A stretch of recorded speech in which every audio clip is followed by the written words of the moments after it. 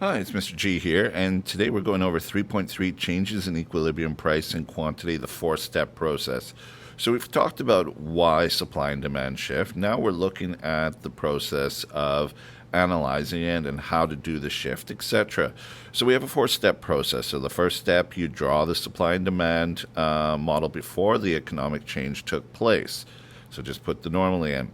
Then figure out whether the economic change is going to affect demand or supply, and then decide whether the effect on demand or supply is going to cause the curve to shift right or left, and identify the new equilibrium and compare the original equilibrium with the new equilibrium. Okay, so let's look at some examples and see if that makes a little bit more sense. So we can see that we have our normal demand and we have our normal supply. We have price and quantity. Okay, so I already did the first step of plotting the way it originally was. Now, we see the example says wearing raincoats is the newest fad. Well, in this particular case, that is a reason for increase in demand. Why more people are wanting to follow the fad. You know, they're going to want to watch or they're going to want to wear raincoats, and just because like everyone else. And so we're going to have an increase in demand. So demand is going to increase. So we're going to draw that right here. And so we have that as D2. Okay, and we can draw the little arrows showing that it's increased. So we can see what happened in this particular case. Demand is increased. Why? We're going back to tastes and preferences, which is one of the reasons for demand changing. That's the reason we have an increase. Supply isn't changing. There's really no change to supply, no reason to change that line. So what do we have from this? Well, if we look at it, we can see that originally the price was at this point, but now it's up at this point. And so you can see that the price has increased. So the price has increased. And now if we look at the other way, okay, so we look here, and we have a look at quantity demanded, quantity supplied at equilibrium price. We can see that that's here, that's here. And let's actually just put the full lines in so you can see them.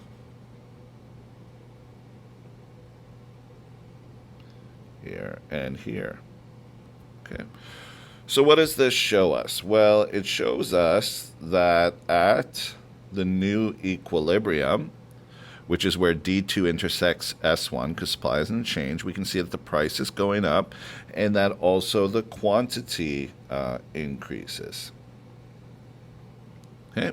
So we know that given this statement, what's going to be the effect? Well, demand's going to increase, and the quantity demanded supplied is also going to be increased. Okay, which makes sense. You have a new fad, they're going to supply more, the price is going to go up for it, everything else. So it makes sense in that way. Let's do another example here. Cost to make iPhones increases. Well, if we're looking at this, it's not affecting demand, but it is affecting supply. It's not increasing supply because, of course, it's an added cost. So whenever we have an added cost, that's going to be a decrease. So it's an added cost to inputs. And so in this particular case, we have a decrease happening to supply. We go S2. And what does that mean? Well, if we look at it here, the new equilibrium, the quantity has gone down. Okay? But the price has increased. Okay, so if we look at that, we can see that the price is increased. It's gone that way. And the quantity has decreased at the new equilibrium. So decreased.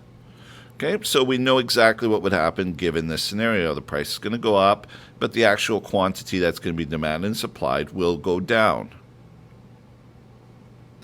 More sellers sell phone cases. Okay, so if we've got more sellers in the market, what that's going to mean, so more people are getting into selling cell phone cases, well, that's going to increase supply. Okay, so we put in Okay, so that increases supply. So we go to S2. All right, and so what is going to be the case in this one? Well, if we look at it, price will decrease, but quantity will increase. Okay, so we look at the new equilibrium point. So this was E1. This is now E2. And you can see what happened there. And let's go to the last example. Early frost affects oranges in Florida. Okay, so this is a case of supply.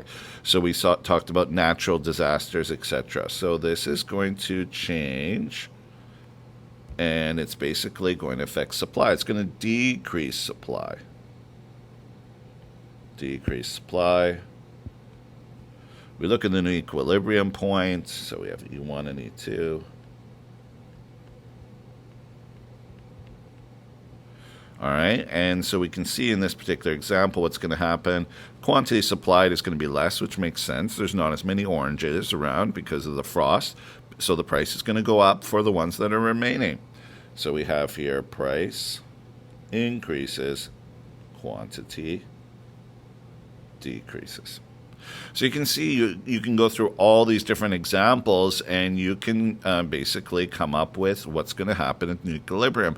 You can tell what eventually the market's going to settle on, what's going to happen to the price. And supply and demand has far-reaching implications into a lot of different areas, and we'll explore that. But right now we're just looking at the basics, and so you should be able to go through and analyze any situation just like I did and tell what's going to happen in the future.